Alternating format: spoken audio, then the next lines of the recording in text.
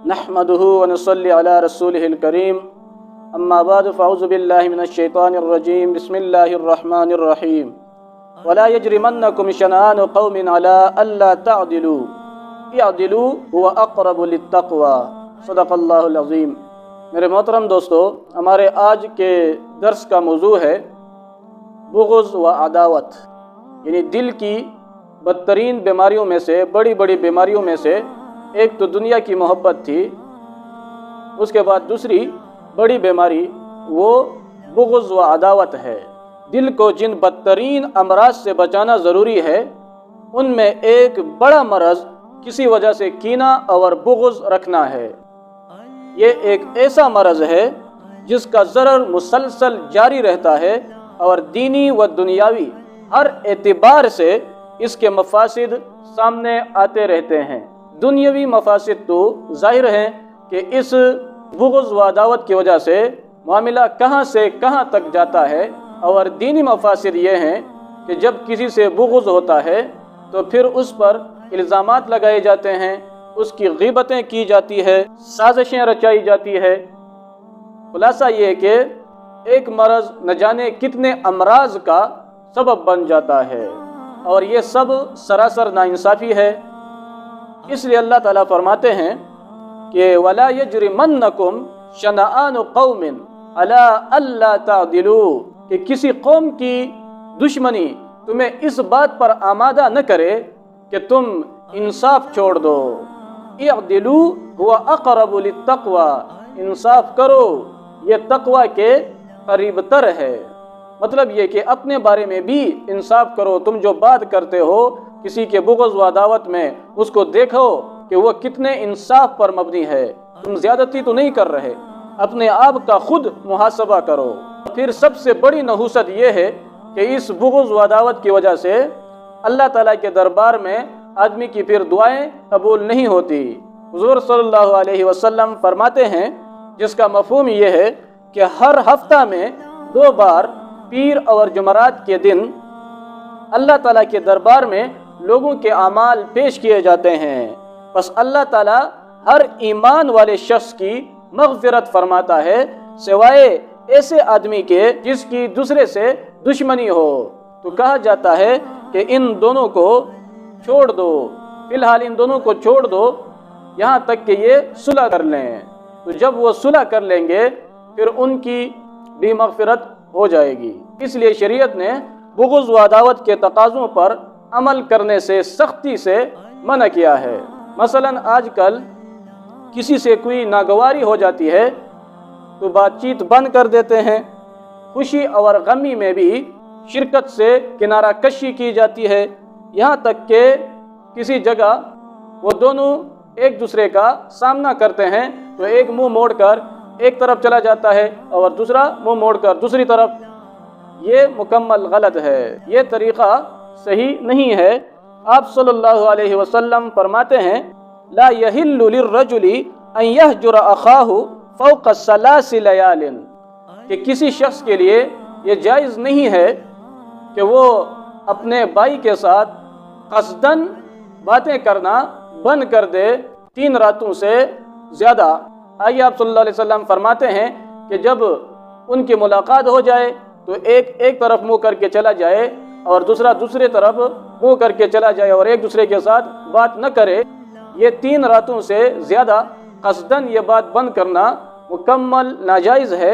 व खैरुहुम अल्लज़ी यब्दअु बिस्सलाम, और इन दोनों में बेहतर शख्स वो है जो पहले सलाम करे, जो इब्तिदा करे सलाम के साथ, यानी जो सुलह करना चाहता हो और वो आकर दूसरे को पहले सलाम करे। अल्लाह के नज़दीक वही दूसरे इंसान से अच्छा होगा। उलमाए किराम लिखते हैं कि हदीस में 3 दिन की क़ैद इसलिए लगाई कि अगर तबई तकाज़े के बिना पर नागवारी हो जाए तो इसका असर 3 दिन पूरे होने पर जाता रहता है।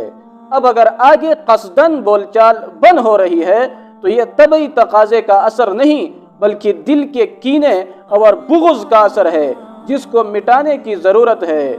गौर करने से ये बात सामने आती है कि निज़ा के दौरान फ़रीक़ैन में बातचीत बंद होना निज़ा को बढ़ाने में सबसे मुअस्सर किरदार अदा करता है, کیونکہ اگر بات چیت کا سلسلہ قائم ہو تو کتنی بدگمانیاں تو محض گفتگو سے ہی ختم ہو جاتی ہے، اور بات چیت قائم نہ ہو تو جھگڑے کی خلیج برابر بڑھتی چلی جاتی ہے اور دونوں طرف سے کھل کر حقوق کی پامالی کی جاتی ہے۔ اس لیے حضور صلی اللہ علیہ وسلم نے ایک حدیث میں نزاع کے سبھی راستوں کو سرے سے بند کرنے کی تلقین فرمائی ہے۔ آپ صلی اللہ علیہ وسلم فرماتے ہیں ایاکم والظن، اپنے آپ کو بدگمانی سے بچاؤ، فإن الظن اکذب الحدیث، وہ اس لیے کہ یہ بدگمانی ہی سب سے بڑی جھوٹ ہے۔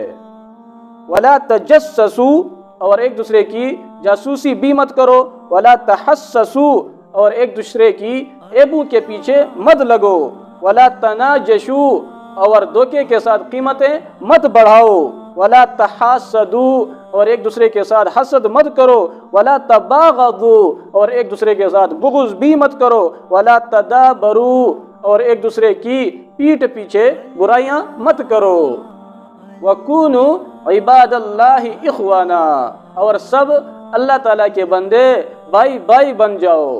یہ حدیث بخاری شریف اور مسلم شریف دونوں میں موجود ہے۔ الترغیب و ترہیب کی روایت ہے کہ آپ صلی اللہ علیہ وسلم فرماتے ہیں من حجر اخاہ سنتن، کہ جس نے اپنے بھائی کے ساتھ 1 سال تک بات چیت بند رکھی، فہوا کسفک دمہ، تو گویا کہ اس نے اپنے بھائی کا خون بہا دیا۔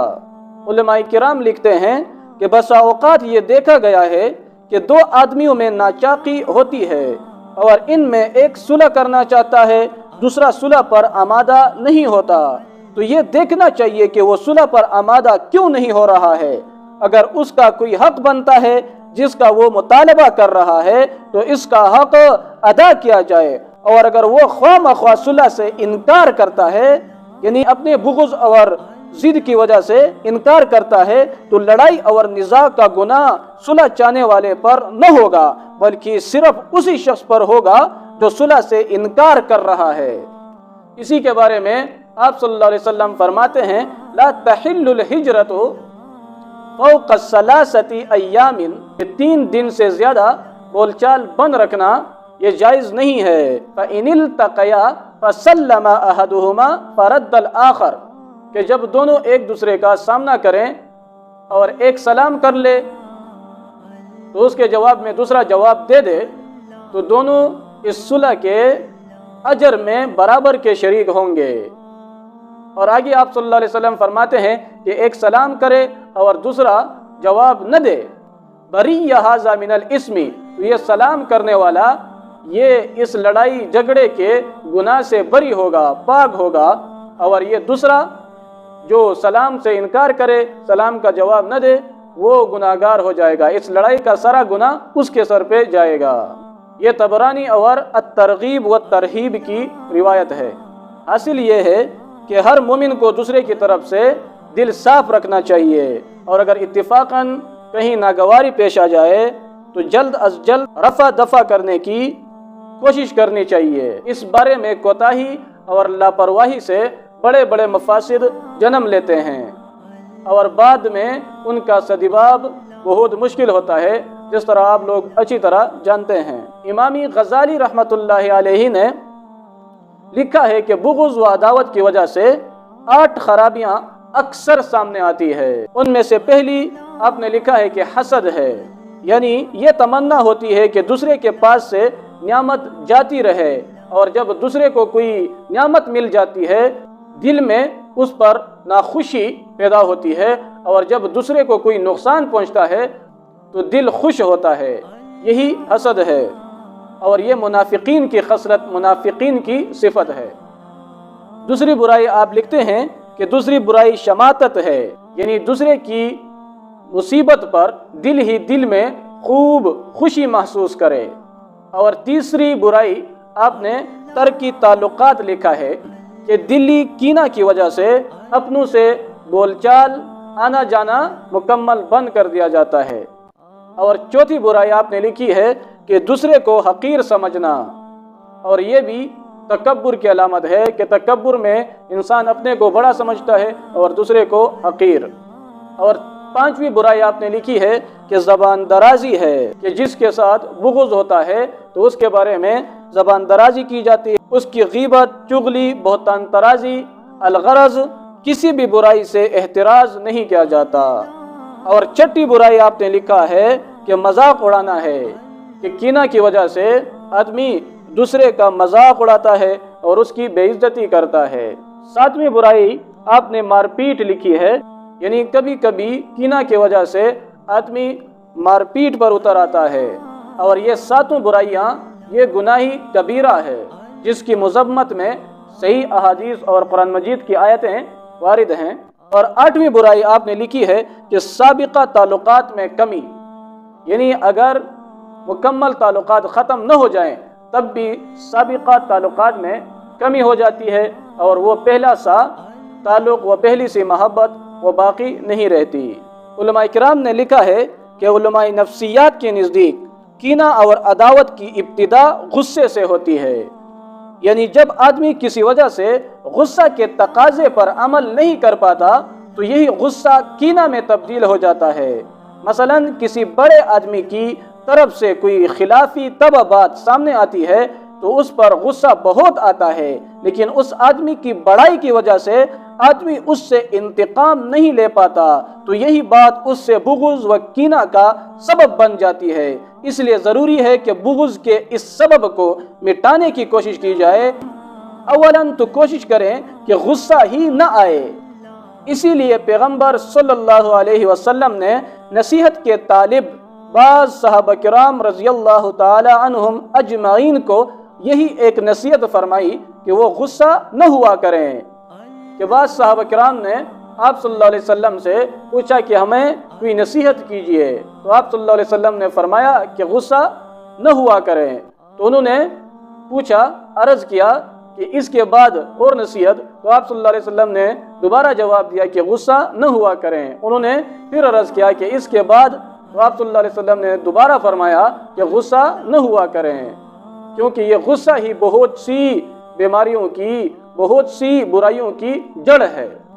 اور غصہ کا سب سے بڑا سبب وہ تکبر اور خود نمائی ہے، کہ جب آدمی تکبر کرتا ہے، اپنے آپ کو بڑا سمجھتا ہے اور دوسرے کو حقیر سمجھتا ہے، تب ہی وہ دوسری کی رائے اپنے خلاف بہت بری سمجھتا ہے۔